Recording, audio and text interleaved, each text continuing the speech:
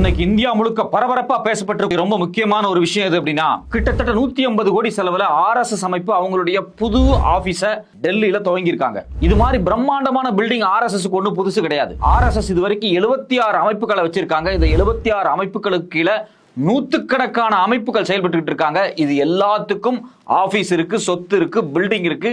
இதனுடைய ஒட்டுமொத்த மதிப்பை நீங்க எடுத்து பார்த்தீங்கன்னா பல்லாயிரம் கோடி வரும். இந்தியாவில் பதிவு செய்யப்படாத ஒரு அமைப்பு, இந்தியாவில் தொடர்ச்சியா 3 தடவை தடை செய்யப்பட்ட ஒரு அமைப்பு, இந்தியாவில் நடந்த பல கலவரங்களுக்கு மூளையா செயல்பட்ட ஒரு அமைப்பு, காந்தியினுடைய கொலைக்கு மூளையா செயல்பட்ட ஒரு அமைப்புக்கு இந்தியா முழுக்க இவ்வளவு சொத்துக்களா? இந்திய அரசியலமைப்பு சட்டத்தில் பதிவு செய்யப்படாத ஒரு அமைப்புக்கு டெல்லியில 150 கோடியில 12 ஃப்ளோர்ல 300 ரூம்களை கொண்ட ஒரு ஆபீஸை எப்படி உருவாக்குனாங்க?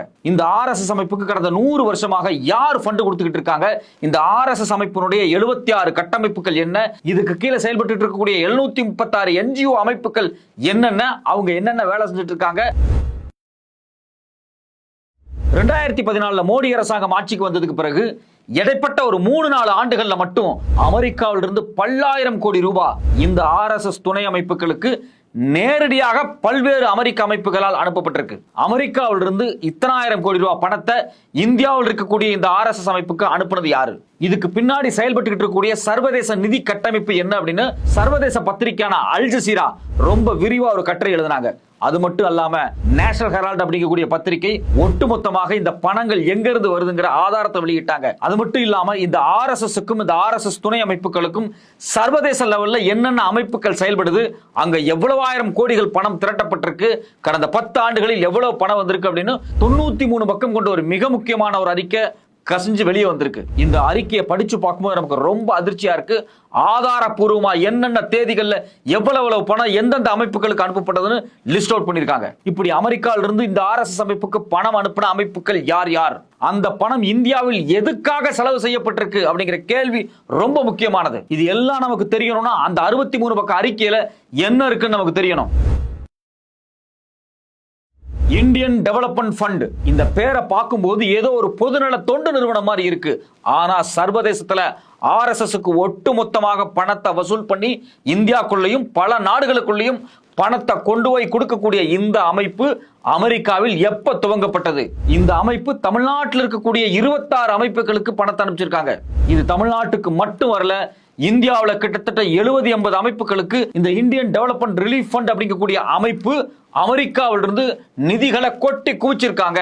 இப்படி வரக்கூடிய நிதியை பயன்படுத்தி தமிழ்நாட்டில், சென்னையில, மெட்ராஸ் IITல எப்படி திராவிட இயக்க அரசியலை ஒண்ணுமே இல்லாம பண்றதுக்காக பல திங்க் டேங்க் உட்கார்ந்து விவாதம் பண்ணிக்கிட்டு இருக்காங்க.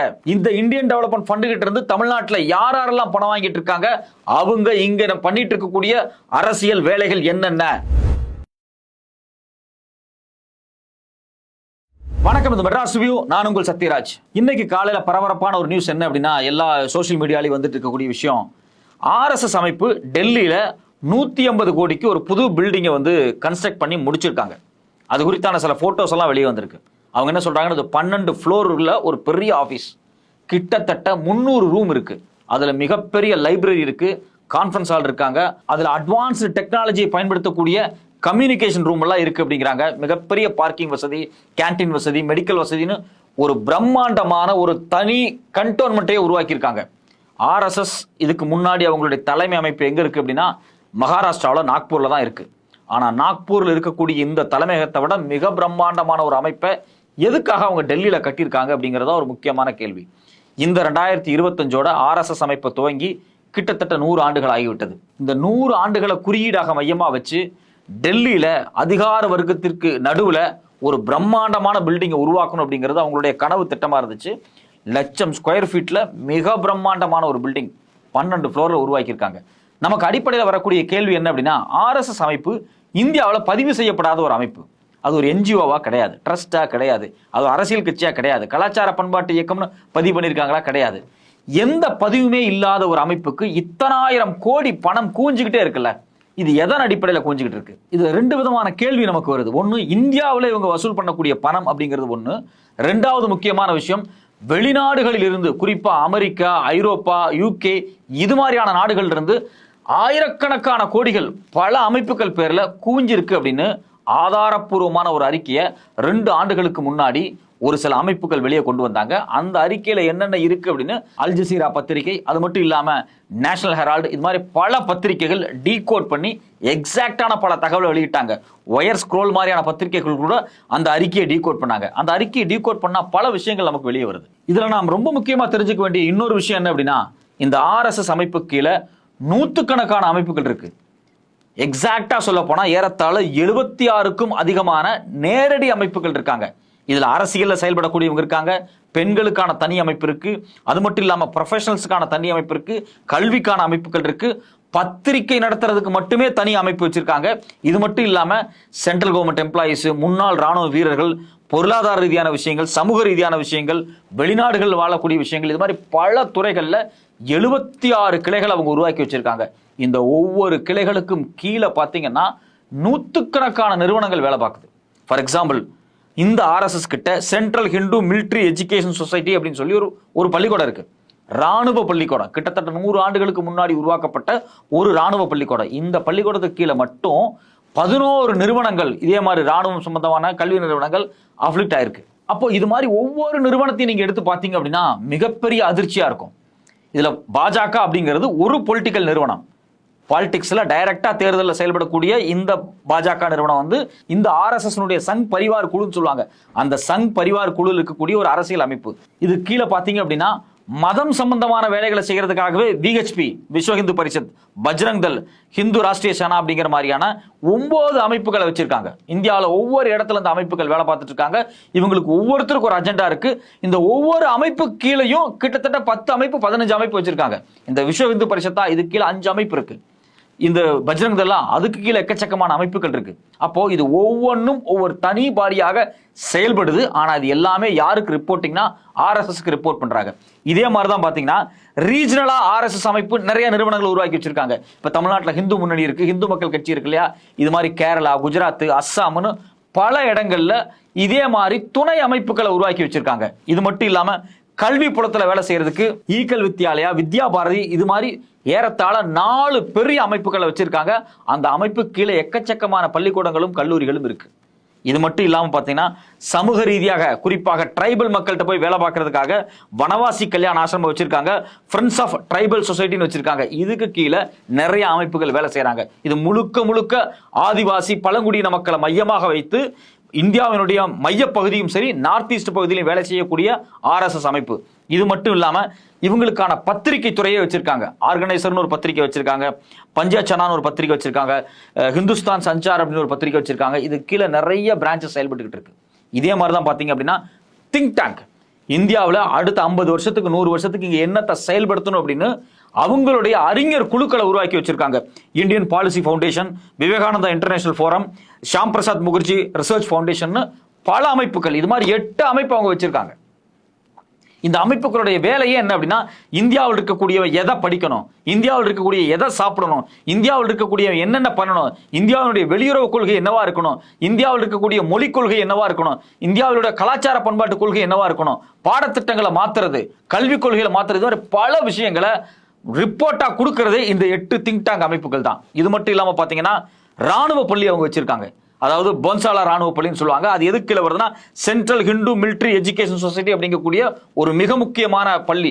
100 ஆண்டுகளுக்கு முன்னாடியே RSS முக்கியமான தலைவர் மூஞ்சி ஆரம்பிச்ச இந்த அமைப்பு. இதுக்கு கீழே 11 ராணுவ அமைப்புகள் செயல்பட்டு இருக்காங்க, ராணுவ குழுக்கள் செயல்பட்டு இருக்காங்க. இந்த RSS, VHP, பஜ்ரங் தள் இவங்க எல்லாருமே ஆயுத பயிற்சி எடுப்பாங்க. எக்கச்சக்கமான போட்டோ கூகுள்லயே கிடைக்கும். இந்த நிறுவனங்கள் அரசோட அப்ரூவல்ல ஆயுத பயிற்சி எடுத்துக்கிட்டு இருக்காங்க. ஆனா அவங்க மேல இதுவரைக்கும் எந்த நடவடிக்கையுமே எடுத்தது கிடையாது. இப்ப RSS ஆயுத பயிற்சி எடுக்கிற மாதிரி இந்தியாவில் வேற ஏதோ ஒரு மத குழு ஆயுத பயிற்சி எடுத்தா இந்த அரசாங்கம் வேடிக்கை பார்த்துட்டு இருக்குமா அப்படின்னு ஒரு கேள்வி வருது. அப்போ ஆயுத பயிற்சி, ராணுவ பயிற்சி, துப்பாக்கி சுடுறது, சண்டை போடுறது, இதுக்காகவே அவன் பள்ளிக்கூடம் வச்சிருக்கான். இது மட்டும் இல்லாம பாத்தீங்கன்னா ப்ரொஃபஷனல்ஸ் சொல்லி டாக்டர், வக்கீல், லாயர்னு சொல்லி கிட்டத்தட்ட 11 அமைப்புகள் இந்தியா முழுக்க உருவாக்கி வச்சிருக்காங்க. இதுல ரொம்ப வேடிக்கையான விஷயம் என்னன்னா, விவசாயிகளுக்கு கூட பாரதிய கிசான் சங்கன்னு ஒரு தனி அமைப்பு உருவாக்கி வச்சிருக்காங்க. இந்தியாவில் இருக்கக்கூடிய லாயர்ஸ், அதாவது RSS இந்துத்துவ சக்திகளுக்கு துணை போகக்கூடிய லாயர்ஸ், ஜட்ஜு, இவங்களுக்கெல்லாம் ஒரு அமைப்பு வச்சிருக்காங்க. இந்த அமைப்பு ஒரு சக்தி வாய்ந்த அமைப்பாக செயல்பட்டு இருக்கு இந்தியாவில். அப்ப இது மாதிரி 11 அமைப்புகள் ப்ரொஃபஷனல்ஸ்க்காகவே உருவாக்கப்பட்டிருக்கு. பொருளாதாரம் சார்ந்து 4 அமைப்புகள் உருவாக்கி இருக்காங்க. சோசியல் சர்வீஸ்ங்கிற பேர்ல சேவா பாரதி, லோக் பாரதிங்கிற பேர்ல 10 அமைப்பு சமூக சேவை செய்யறன்னு RSS கருத்துக்களை பரப்பிட்டு இருக்கக்கூடிய அமைப்பு செயல்பட்டு இருக்கு. இது வெறும் 10 அமைப்பு கிடையாது. இந்த சேவா பாரதி கீழே 10 அமைப்புகள் செயல்படுவாங்க. அப்ப நூற்றுக்கணக்கான அமைப்புகள் பொதுநல சேவைங்கிற பேர்ல மக்கள்கிட்ட காசு வாங்கி மக்கள்கிட்ட இந்துத்துவ பிரச்சாரம் பண்ணக்கூடிய அமைப்புகள் செயல்பட்டு இருக்காங்க. இது மட்டும் இல்லாம பிரத்யோகமாக பெண்களுக்குன்னு தனியான அமைப்புகளை கிட்டத்தட்ட 2 அமைப்புகளை உருவாக்கி இருக்காங்க. இது மட்டும் இல்லாம ரொம்ப ரொம்ப ரொம்ப முக்கியமான விஷயம், இன்னைக்கு நாம பார்க்க போறதுலயே ரொம்ப சீரியஸான விஷயம் என்ன அப்படின்னா, சர்வதேச லெவல்ல ஓவர்சீஸ்ல இந்த RSS அமைப்பு எப்படி எல்லாம் செயல்படுறாங்க.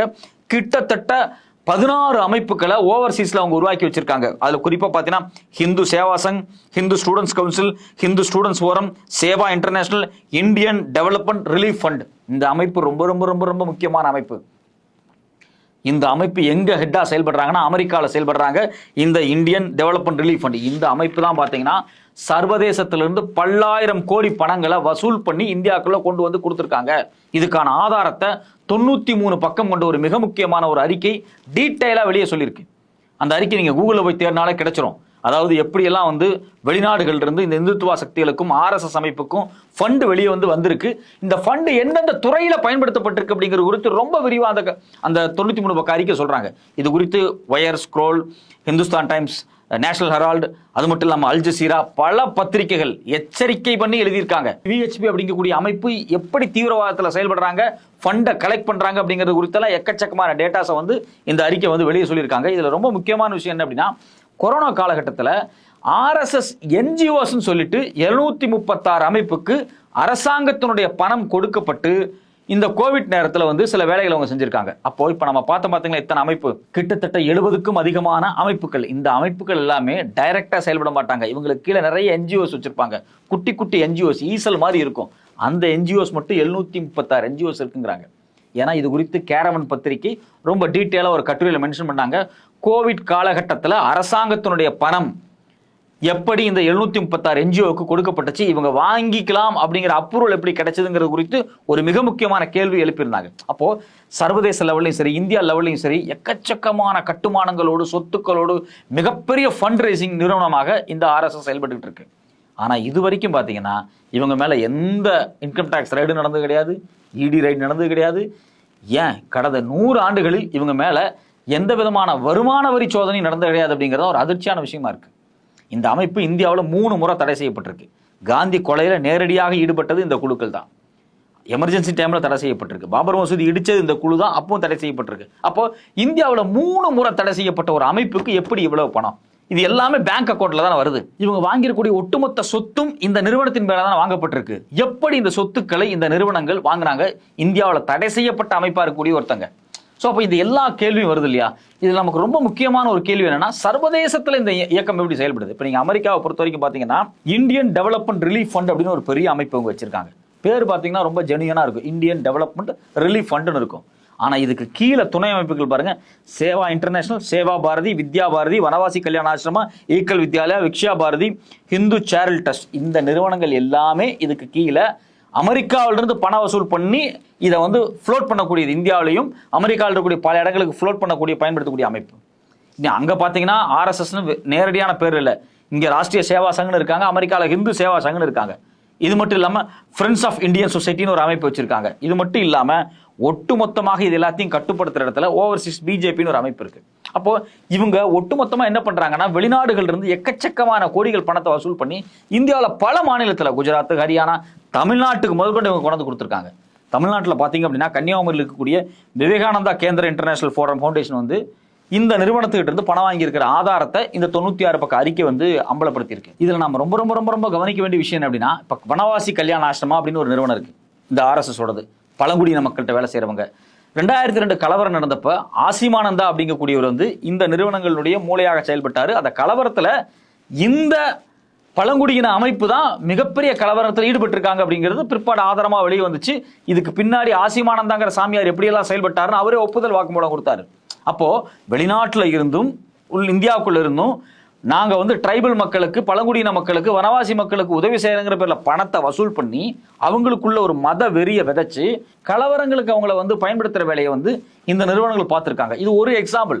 இது மாதிரி நூற்றுக்கணக்கான எக்ஸாம்பிள் இருக்கு. இதுல இன்னும் ரொம்ப முக்கியமான விஷயம் என்ன அப்படின்னா, இந்த அமெரிக்காவில் செயல்பட்டு இருக்கக்கூடிய இந்த IDRF இருக்கு பாத்தீங்களா, இந்த நிறுவனத்தினுடைய முக்கியமான ஒரு நிறுவனம் எது அப்படின்னா இன்ஃபினிட் ஃபவுண்டேஷன் ஒரு நிறுவனம். இந்த இன்ஃபினிட் ஃபவுண்டேஷனோட வேலையே என்னன்னு பாத்தீங்க அப்படின்னா, கல்வி புலங்களில், அது மட்டும் இல்லாம அறிவு புலத்துல செயல்படக்கூடிய வேலை. அங்க போய் உட்கார்ந்து இந்துத்துவ ஐடியாலஜியை பரப்புறதுக்காகவே பல செமினார் நடக்கிறது, கருத்தரங்கத்தை கொண்டு வரது, புத்தகங்கள் உருவாக்குறது, ஸ்கூல் காலேஜில் போய் சிலபஸை ஃப்ரேம் பண்றது, இது மாதிரி பல வேலைகளை இவங்க செய்யறாங்க. இந்த 96 பக்க அறிக்கையில் சொல்லப்படக்கூடிய முக்கியமான விஷயம் என்னன்னா, இந்த இன்ஃபினிட் ஃபவுண்டேஷன் அமெரிக்காவில் இருக்கக்கூடிய Hindu University of America, World Association for Vedic Studies, Education Society for Heritage India, Sanskrit and Indian Studies, Harvard யூனிவர்சிட்டியில் இருக்கக்கூடிய ஒரு அமைப்பு, கொலம்பியா, கலிபோர்னியா, பல இடங்கள்ல இந்த அமைப்பு தொடர்ச்சியா செயல்பட்டுக்கிட்டே இருக்காங்க. இவங்க வந்து ஹிந்து அமெரிக்கன் ஃபவுண்டேஷன் அப்படிங்கிற பேர்ல, இன்ஃபினிட் ஃபவுண்டேஷன் அப்படிங்கிற பேர்ல பல கல்வி புலங்களுக்குள்ள பூந்து எக்கச்சக்கமான கோடிகள் பணத்தை செலவு பண்ணி ஒரு பக்கம் வசூல் பண்றது முழுக்க இந்த ஐடிஆர்எஃப் அமைப்பு. இது அப்படியே யாரு கன்வெர்ட் ஆகுது? இது மாதிரியான கல்வித்துறையில, வனவாசித்துறையில செயல்படுறவங்களுக்கு அந்த பணத்தை கொடுத்து ஒரு பக்கம் பார்த்தீங்கன்னா கலவரத்துக்கு இதை பயன்படுத்துறது, இன்னொரு பக்கம் பார்த்தீங்க அப்படின்னா கல்வி புலத்துல, அறிவு புலத்துல இந்துத்துவாவுக்கான அடியாட்களை உருவாக்குறது, அதாவது இந்துத்துவாவினுடைய சிந்தனை அடியாட்களை உருவாக்குறது. ஸோ இது மாதிரியான வேலைகளை அவங்க செஞ்சிருக்காங்க. இப்போ இதில் முக்கியமாக நம்ம கவனிக்க வேண்டிய விஷயம் அப்படின்னா, தமிழ்நாட்டில் சுதேசி இண்டாலஜி அப்படின்னு ஒரு செமினார் வந்து தொடர்ச்சியாக நடத்தப்பட்டு இருக்குது. இந்த நடத்தப்படக்கூடிய இந்த சுதேசி இண்டாலஜிக்கு ஃபண்ட் யாருன்னா இந்த இன்ஃபினிட் ஃபவுண்டேஷன் தான், அமெரிக்காவிலிருந்து வருது. இது ஐஐடியில் வச்சு பண்றாங்க. இவங்க இந்த ஃபவுண்டேஷன் இந்த சென்னையில் உட்காந்துக்கிட்டு நடத்தக்கூடிய முக்கியமான விவாதமே என்ன அப்படின்னா, திராவிட கொள்கைன்னு ஒன்று இல்லவே இல்லை அப்படின்னு சொல்லி, ஆரியம் வேற திராவிடம் வேறங்கிற கொள்கையெல்லாம் கிடையாது அப்படின்னு சொல்லி கருத்துருவாக்க வேலையை வந்து நம்ம சென்னை ஐஐடியிலே உட்காந்து இவங்க வேலை பார்த்தாங்க. ஒரு மிகப்பெரிய குழு வந்து அதுக்காகவே செயல்பட்டுச்சு.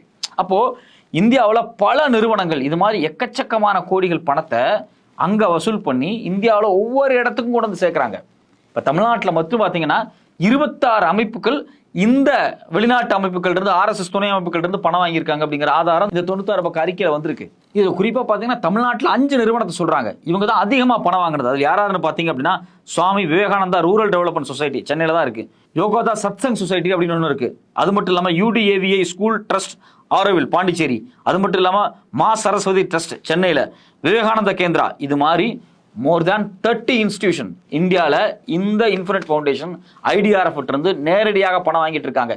இவங்களுடைய வேலையே என்னன்னா, கல்வி புலத்தில் தமிழ் அப்படிங்கிற ஒரு ஐடென்டிட்டி இல்லை, தமிழர்கள் ஒரு தனித்துவமான இனம் கிடையாது, திராவிடம் ஒரு தனித்துவமான இனம் கிடையாது, திராவிடத்துக்கு ஒரு தனி கொள்கை கிடையாது, தமிழுக்கு வந்து எந்த விதமான தனித்துவமான மெய்யியல் கிடையாது, எல்லாமே வந்து சமஸ்கிருதத்திலிருந்து தான் வந்தது.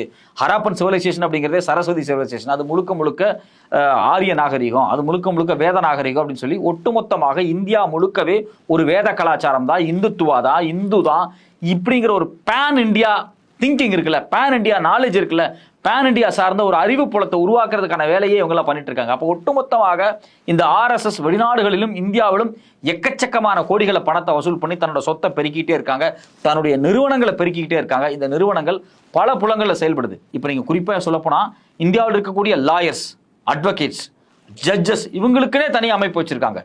நீங்க வந்து இன்னைக்கு உச்ச நீதிமன்றத்தில் இருக்கக்கூடிய கிட்டத்தட்ட 9க்கும் அதிகமான உச்சநீதிமன்ற நீதிபதிகளே இந்த RSS நடத்தக்கூடிய இந்த அவங்களுடைய துணை அமைப்பு வச்சிருக்காங்களே, அந்த துணை அமைப்பினுடைய நிகழ்ச்சிகளில் கலந்துக்கிறாங்க. இப்போ ஏற்கனவே இருக்கக்கூடிய ஒரு அலகாபாத் ஹைகோர்ட் ஜட்ஜ் நேரடியாகவே BHP உடைய நிகழ்ச்சியில் போய் கலந்துக்கிறார். அப்போ ஒட்டுமொத்தமாக இந்தியாவில் ஆக்டோபஸ் மாதிரி இந்த RSS வலைப்பின்னல் இருக்கு.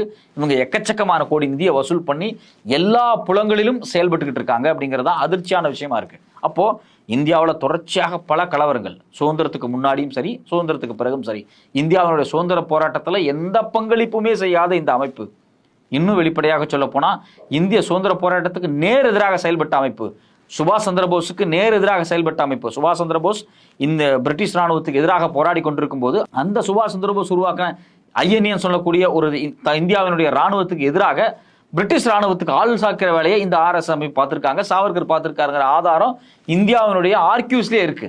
அப்போ ஒட்டுமொத்தமாக இந்திய சுதந்திர போராட்டத்துக்கு எதிராக செயல்பட்டு இருக்காங்க. இந்தியா சுதந்திரம் கிடைச்சோடனே காந்தி கொலையில் நேரடியாக ஈடுபட்டிருக்காங்க, பாபர் மசூதி இடிப்பு, அஜ்மீர் தர்கா குண்டுவெடிப்பு, இது மலேகான் குண்டுவெடிப்பு, இது மாதிரி பல விஷயங்கள்ல நேரடியாக சம்பந்தப்பட்ட தீவிரவாத செயல்களில் துணை போன, அதுக்கு மூளையா செயல்பட்ட, வெடிகுண்டுகளை வைத்த இந்த அமைப்புக்கு எப்படி இவ்வளவு சொத்துக்கள், இது எப்படி இன்னைக்கு சட்டப்பூர்வமாக நெருக்கடிக்கு உள்ளாக்காம எப்படியெல்லாம் பாதுகாக்கப்படுது? கடந்த 100 ஆண்டுகளில் இந்த அமைப்பு எவ்வளவு சேஃபா இந்தியாக்குள்ள இன்னைக்கு இந்தியாவினுடைய அரசியலையே பிடிச்சிருக்காங்க. இன்னைக்கு இந்தியாவினுடைய ஒட்டுமொத்த கல்வியை மாத்திக்கிட்டு இருக்காங்க. இன்னைக்கு ஒட்டுமொத்த இந்தியாவினுடைய பியூரோக்ரசின்னு சொல்லக்கூடிய தேர்தல் ஆணையம், reserve bank, finance commission, planning commission, competitive commission, prime minister அலுவலகம், ஃபாரின் பாலிசி அலுவலகம் எல்லாத்தையும் இவங்களுடைய ஆட்களை எப்படி நுழைச்சிக்கிட்டு இருக்காங்க, அப்படி உள்ள நுழைக்கிறதுக்கான பயிற்சிகளும் பணங்களும் எப்படி கொட்டி குவிக்கப்பட்டு இருக்கு அப்படின்னு பார்க்கும்போது நமக்கு ரொம்ப அதிர்ச்சியா இருக்கு. இந்தியாவில் ஜனநாயகத்துக்கு நேர் எதிராக வலதுசாரி சிந்தனை கொண்ட, மதவாத சிந்தனை கொண்ட, பிற்போக்கு சிந்தனை கொண்ட இந்த RSS அமைப்பு, இந்துத்துவ அமைப்பு எப்படி தன்னுடைய ஆக்டோபஸ் கரங்களை இந்தியால வேரூன்றி வச்சிருக்காங்க அப்படின்னு பார்க்கும்போது நமக்கு ரொம்ப அதிர்ச்சியா இருக்கு. இவ்வளவு பெரிய கட்டுமானத்தை உருவாக்கி வச்சிருக்கக்கூடிய இந்த அமைப்பை தடுக்கிறதுக்கோ தடை பண்றதுக்கோ இந்திய அரசியலமைப்பு சட்டத்தில் எந்த விதமான கூறுகளுமே இல்லையா அப்படிங்கிற கேள்வி நம்ம முன்னாடி எழுந்திருக்கு.